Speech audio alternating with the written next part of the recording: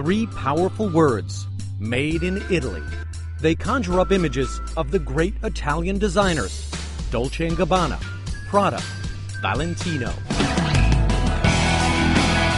And as a brand, made in Italy doesn't come cheap. Customers pay 10, 20, or even 100 times more for a handbag or dress that's made in Italy, compared to one, say, made in China. Made in Italy fashion and design is a $30 billion a year export business. To understand it, go to Prato, the center of Italian textile production since the Renaissance. The Bisenzio River provided abundant water for the dyeing processes. So for centuries, Prato has exported cloth to the rest of Europe and made its citizens wealthy. The tunics worn by the Medici family were woven here. The people of Prato see their city as long overshadowed by nearby Florence, but they are enormously proud of this place and worry it's under siege, a victim of globalization out of control. This is made in Italy today. Luxury cloth produced on the best machines, monitored by fussy Italians who know their stuff. It's what buyers expect. And this is the other made in Italy. A sweatshop in an old warehouse. These Chinese workers are paid as little as $2 a day. Many of them are illegal. They work with cheap Chinese materials that are also often smuggled in. What they produce gets labels that say, made in Italy, put in boxes that say, made in Italy. And it is, sort of. What they're making isn't illegal. The Chinese aren't making knockoffs or fake purses. They're knocking off the entire Made in Italy brand name. You see, Italian law doesn't specify how much must be made in the country to be considered local. So if a few buttons are sewn on in Italy, presto, it's made in Italy. All the police can do is arrest those who've been smuggled in, often by the Italian mafia. Some of them will be deported, but it doesn't make a dent in the business. There's plenty more work to find in Prato's Chinatown. Throughout Chinatown, the walls are covered with phone numbers. These are help wanted ads. You lose one job, just call another. The Italians never wanted it this way, but they are the ones who started the Chinese immigration. Prato was in decline. European labor was getting too expensive, and Prato couldn't compete. So in 1989, Prato's textile merchants brought in 38 workers from one of the poorest sections of China, known for its textiles. It was supposed to be a little cheap labor, a boost. But those first 38 brought relatives, and the relatives brought more relatives. For them, Italy is a road out of poverty. The mayor's office estimates that there are now 50,000 Chinese in Prato, nearly 1 in 3 residents. And most of the locals can't stand it. Noi purtroppo siamo occidentali e non siamo orientali. Massimo Bernocchi is one of the old school textile men. Noi abbiamo del rispetto per le persone, abbiamo il rispetto per il lavoro, abbiamo il rispetto. Questi non hanno rispetto per niente. Girando Prato si nota qualcosa subito, di una presenza molto grande di cinesi. Sì, la comunità cinese di Prato è una cosa vergognosa.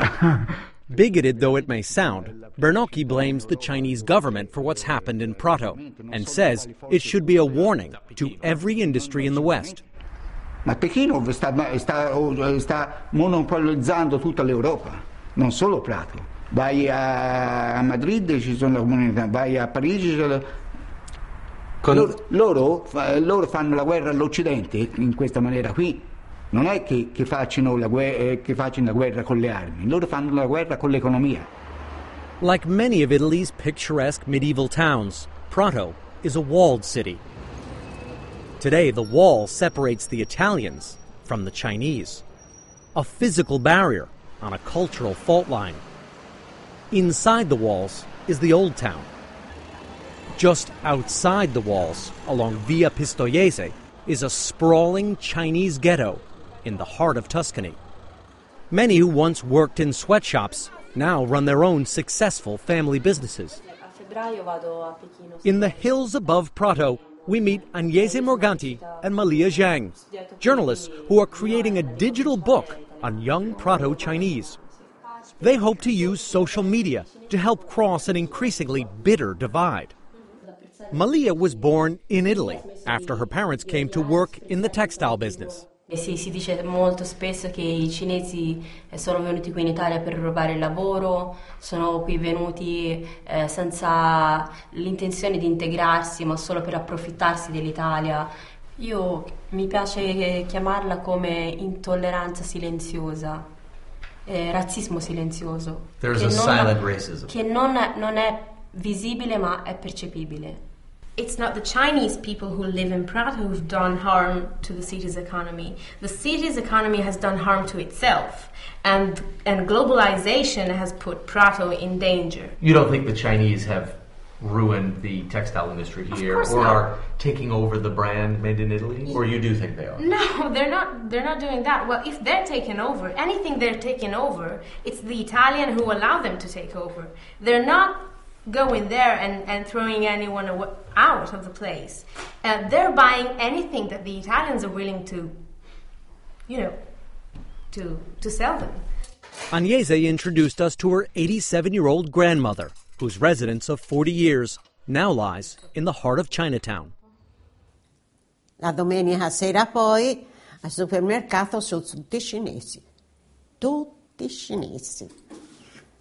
Italiani neanche uno. Rita Morganti doesn't share others' view of the Chinese. No, she says, they aren't friendly. They don't say good morning and good evening, but there's no crime. They work very hard, and if you need something, they won't turn you away.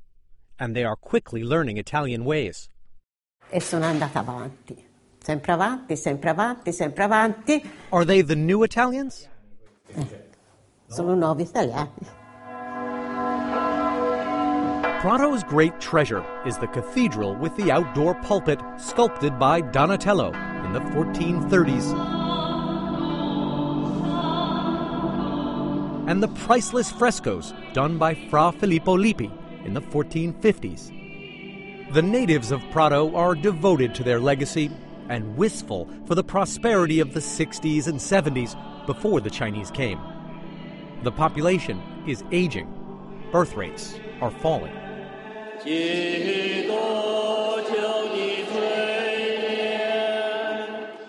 At the Chinese Catholic service at the Church of the Ascension,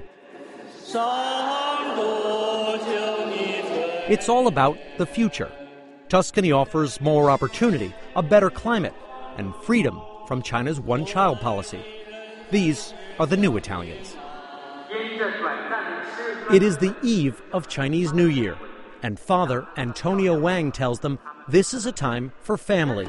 And even though they are all far away from their families, he says they should find solace from being together in the church.